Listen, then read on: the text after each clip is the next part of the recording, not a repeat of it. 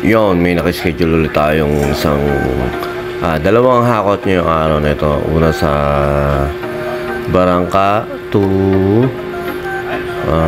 Taal, Pulilan. At isang mabilis na biyahe lang yan. At nakita nyo naman, alam nyo na kung nasaan ako. At ito na tayo syempre sa bahay nung ating kinuhanan ng gamit. At saka syempre isang mabilis na kargahan lang yan, konti lang naman. Kaso medyo mabigat dahil ano tawag doon? Dahil solid na cabinet yan na buti na lang basta atin ang binaklas nila. Ayan. At saka merong isang lamensang na may napakabigat na salamin. At ayun, dalawang cabinet yan na binaklas. At yun yung kinukwento ko na dapat talaga sa cabinet na ganyan binabaklas, kasi pag hindi binabaklas yan nagkakanda, durog-durog yan. Kaya ganun din ang ginawa nila, ma'am, na talagang pinabaklas nila dahil kahit sila mismo parang nararamdaman nila konting galaw mo lang dyan, yung mga tornilyo nagluluwagan at saka yung nadideform nga yung ganyang cabinet. Kaya ang ginawa nila tamang desisyon. At napakabigat din kasing buhatin niya pag yung pag yung naka-assemble. Kaya maganda rin yan. Ang binayad nila, ma'am, daw dyan sa pagpapabaklas dyan 500 na. Tapos ipakakabit nila sa mga inutusan nila 500 din. Di halos 1,000 baklas kabit.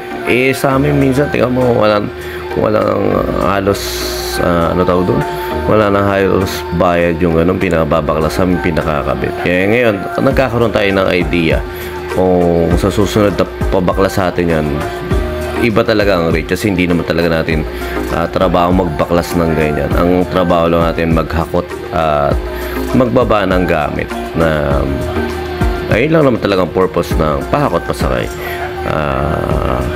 Ayun, syempre pagkatapos natin dyan, meron naman tayong magiging client mamaya dun sa SM Baliwag. Parang ang Alido Baliwag to SM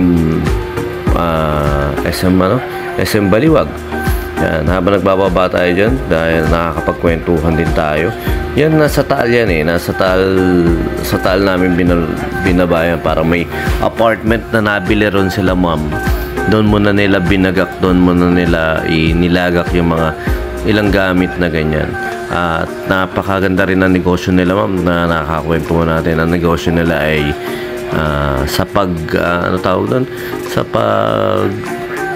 tutuyo, yung dried fish yan. Tuyo ang binebenta nila.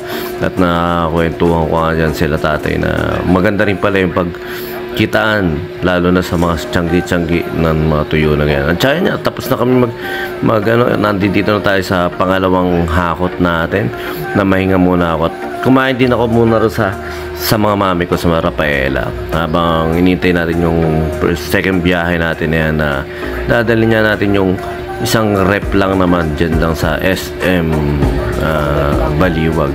Yan, parang nagkaroon lang ng issue na hindi gumagana, under warranty pa, kaya ayan, isinoli muna nila at dinala lang natin yan. Nintay natin ng matagal, pero pinauna na rin ako nila, ma'am. Dapat natin sundo yan, pero ayun